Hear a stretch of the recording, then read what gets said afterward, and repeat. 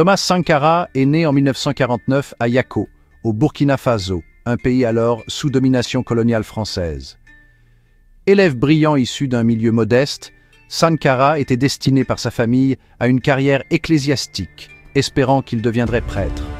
Cependant, il choisit une voie différente en intégrant l'académie militaire, attiré par la possibilité de servir sa nation et de défendre les opprimés. Sa formation initiale lui a inculqué un sens aigu de la justice et a nourri sa profonde empathie pour les marginalisés, renforçant son désir de changement. Sankara excelle dans ses études militaires, se distinguant par son intelligence et son dévouement.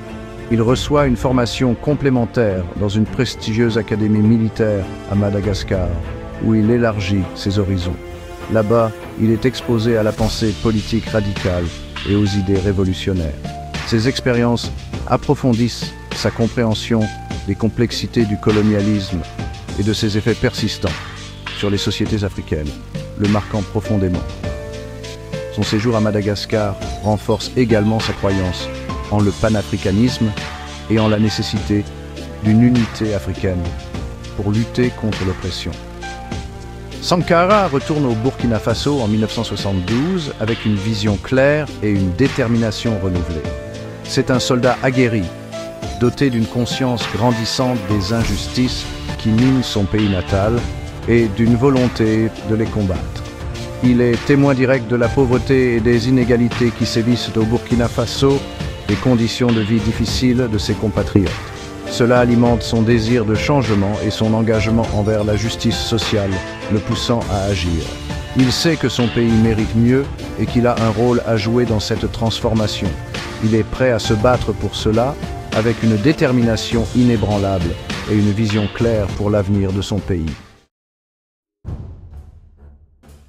Les prouesses militaires de Sankara sont indéniables, et son charisme naturel attire l'attention de ses supérieurs. Il gravit rapidement les échelons de l'armée, démontrant une compétence exceptionnelle à chaque étape.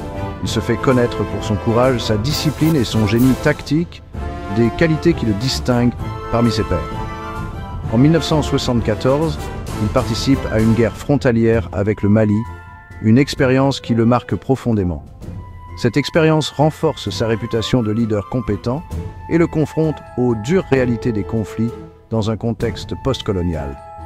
Sa popularité croissante et ses critiques ouvertes à l'égard de la corruption au sein du gouvernement font de lui à la fois un atout précieux et une menace pour l'élite au pouvoir. Malgré sa réticence initiale à entrer en politique, Sankara reconnaît le besoin urgent de changement et décide de s'engager pleinement. Il croit fermement au pouvoir du peuple, à déterminer son propre destin et à façonner l'avenir de la nation. En 1982, à l'âge de 33 ans, Sankara prend le pouvoir lors d'un coup d'État sans effusion de sang, marquant un tournant décisif pour le pays. Le peuple burkinabé, las de la corruption et de l'injustice, l'accueille à bras ouverts, espérant un changement radical. Il incarne leurs espoirs d'un avenir meilleur et plus juste. Son charisme, sa vision et son engagement indéfectible envers son peuple font de lui une figure véritablement transformatrice, inspirant des générations à venir. Dès son accession au pouvoir, Sankara entreprend un programme ambitieux de changement révolutionnaire visant à transformer la société de fond en comble. Il rebaptise le pays Haute-Volta en Burkina Faso, ce qui signifie « pays des hommes intègres », un nom qui incarne ses idéaux.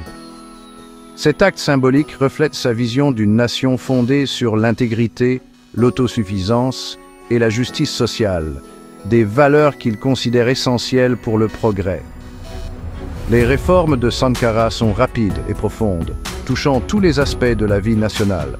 Il donne la priorité à l'éducation, à la santé et au développement rural, des secteurs qu'il juge cruciaux pour l'avenir du pays. Il lance des campagnes de vaccination de masse, construit des écoles et des dispensaires dans les zones rurales, améliorant ainsi la qualité de vie des citoyens. Il encourage l'autonomisation des femmes en promouvant leur éducation et leur participation à la vie économique, reconnaissant leur rôle vital dans la société. Il sait qu'un véritable progrès passe par l'élévation de tous les membres de la société, sans exception. Son gouvernement met l'accent sur l'agriculture durable, la protection de l'environnement et la réforme foncière, des initiatives pour un développement à long terme. Il encourage l'autosuffisance et promeut la production locale, réduisant ainsi la dépendance aux importations.